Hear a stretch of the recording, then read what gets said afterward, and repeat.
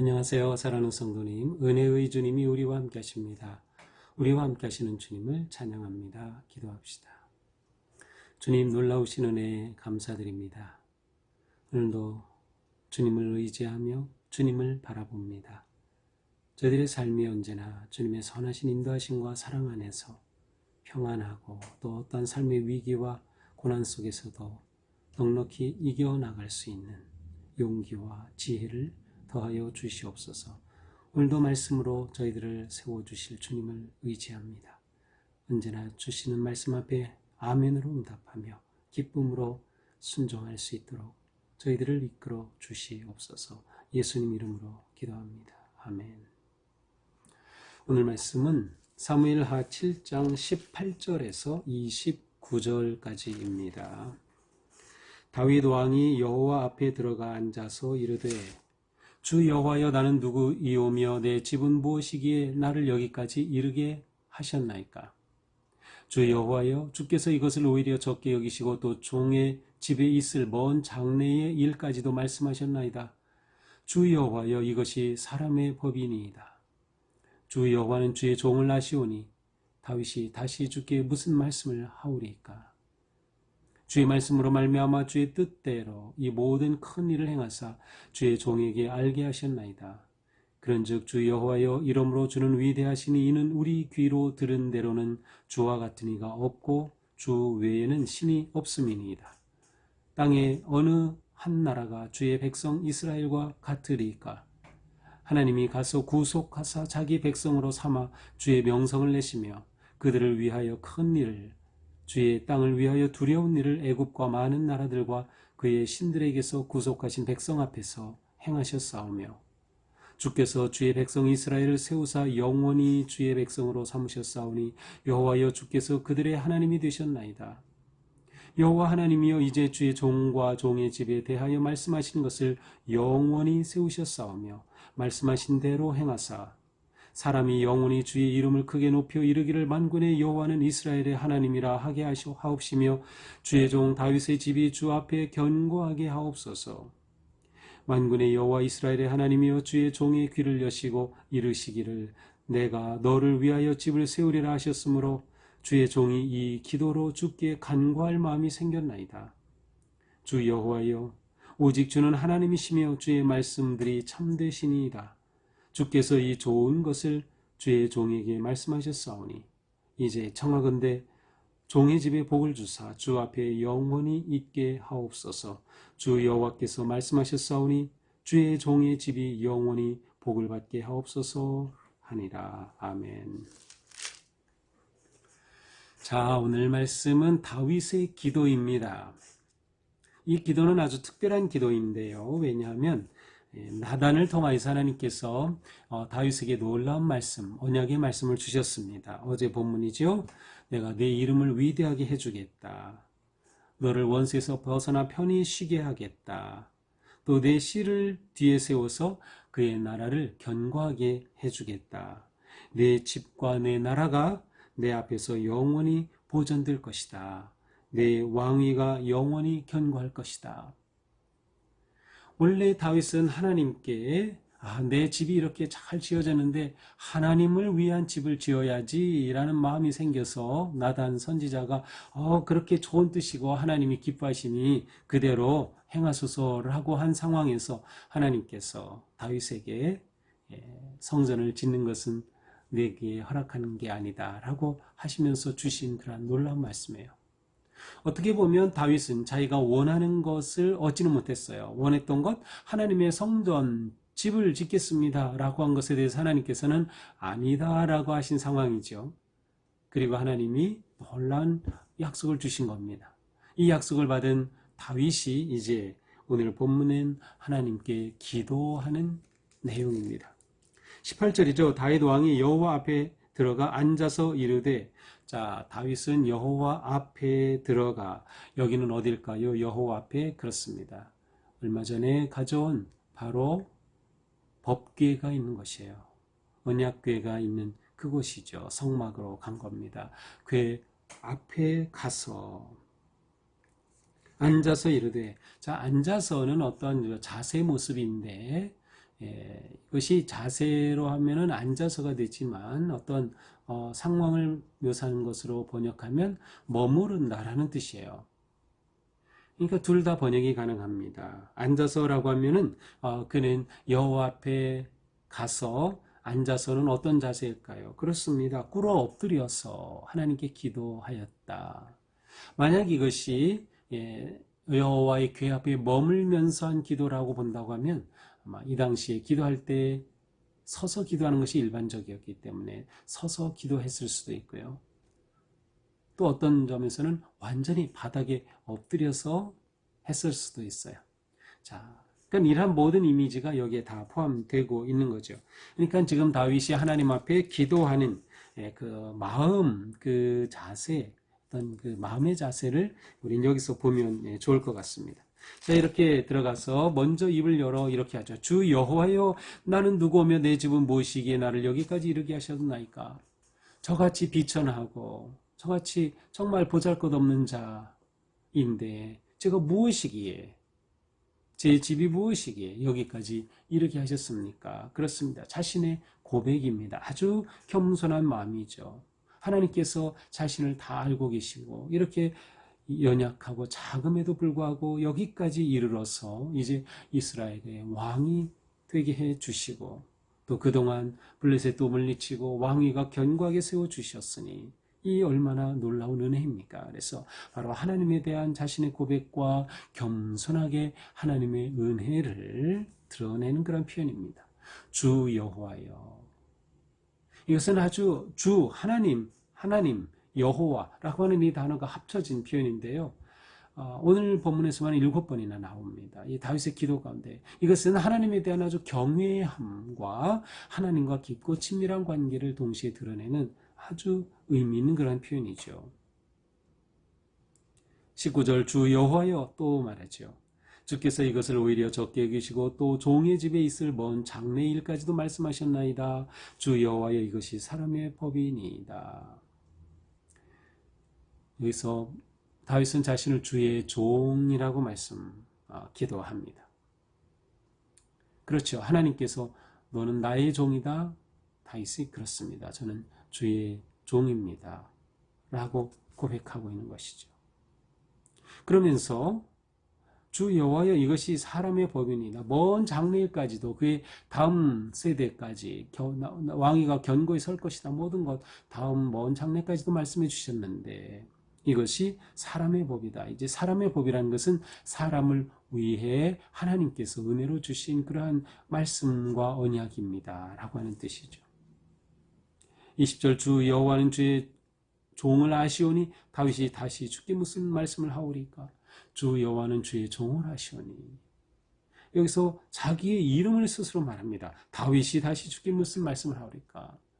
다윗은 하나님을 향해 아주 친밀하고 깊은 마음을 가졌어요. 그래서 제가라고도 할 수 있는데 자기 이름을 구체적으로 다시 한번 하나님 앞에 불러드리는 거죠. 다윗이 다시 주께 무슨 말씀을 하오리까?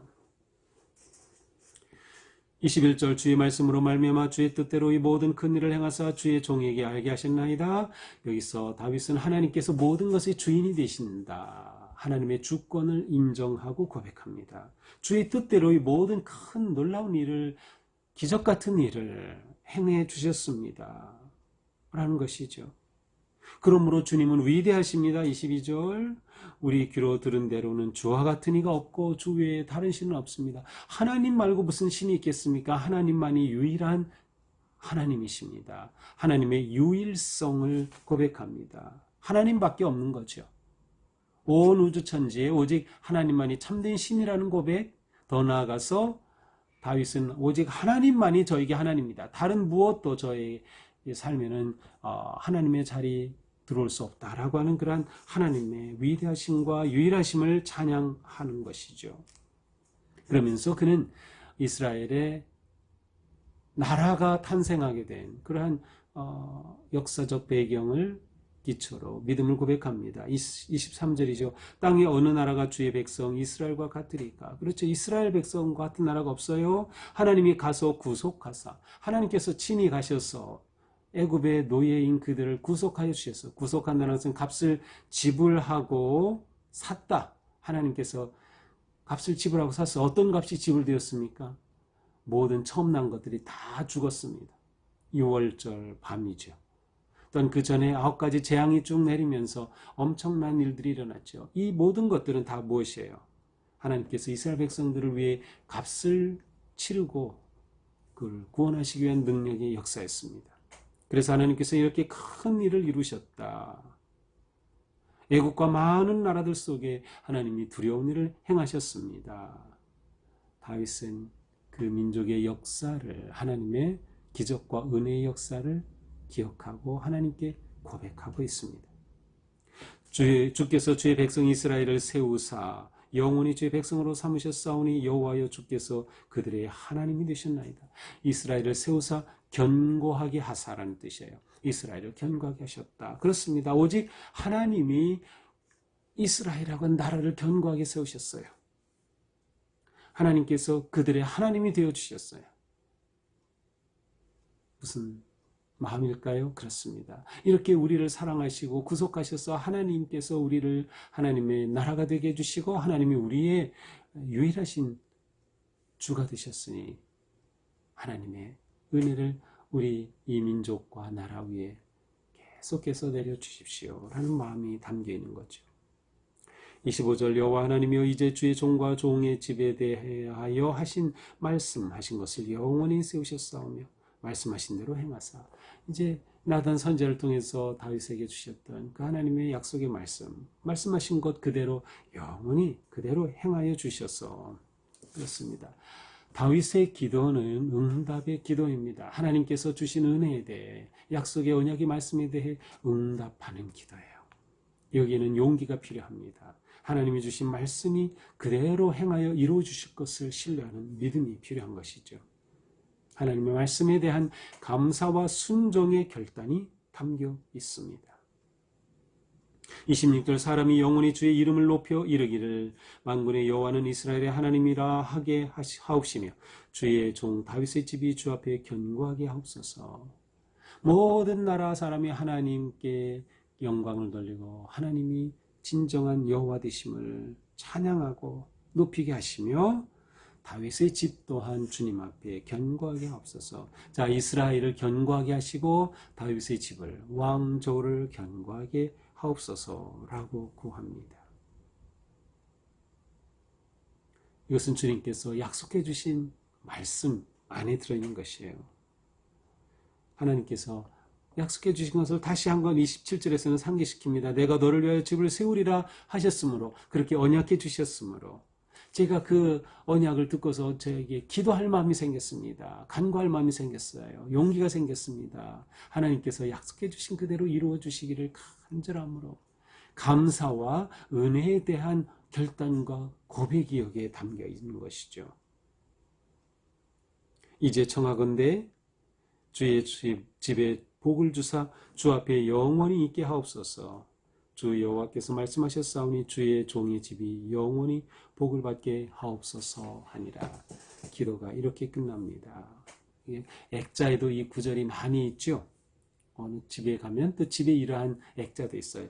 주의 종의 집이 영원히 복을 받게 하옵소서. 주의 종의 집이 영원히 복을 받게 하옵소서. 우리도 이러한 똑같은 기도를 해야 하지 않을까요? 그렇습니다.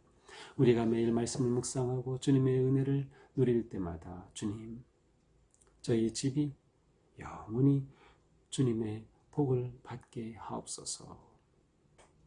우리는 하나님 앞에 이렇게 담대히 구할 수 있습니다. 왜냐하면 하나님은 우리를 사랑하여 주시고 구속하여 주셨고 하나님의 자녀로 세워주셨기 때문이죠. 우리에게 이 믿음이 있다면 우리도 이러한 기도를 할 수 있을 것입니다.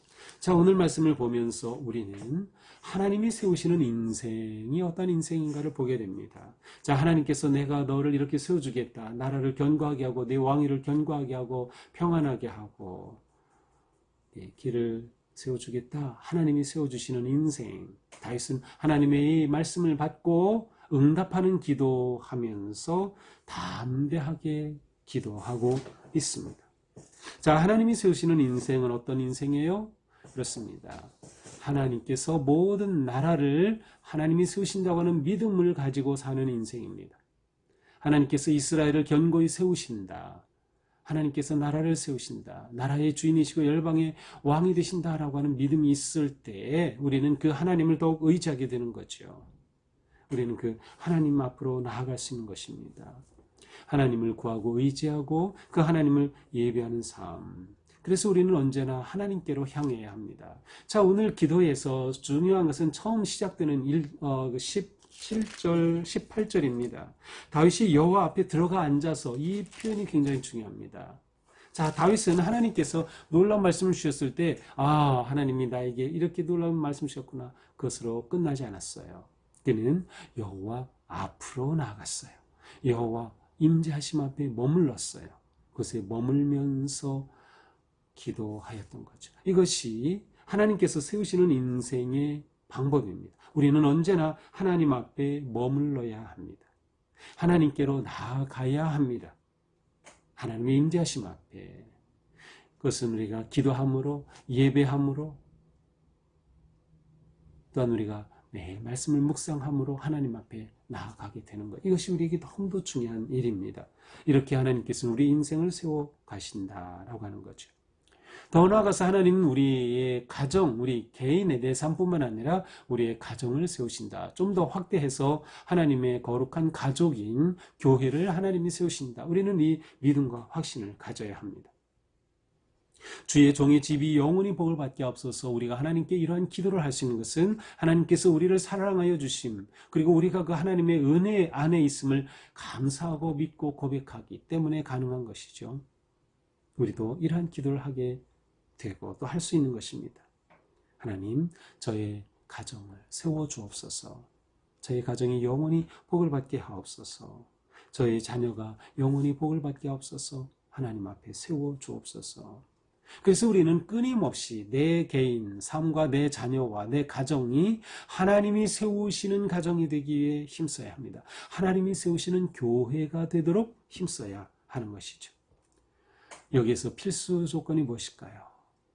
응답하는 기도라는 것은 말씀 기도와 같아요. 요즘 우리로 한다면. 왜냐하면 말씀을 통해 하나님께서 우리에게 깨달음을 주시고 하나님의 뜻을 보여주시고 은혜를 주시고 약속의 말씀을 주셨을 때 우리가 그 말씀을 받고 응답하는 기도를 하는 거죠. 그러니까 매일 우리가 말씀 묵상을 하고 하는 기도는 응답의 기도이기도 합니다.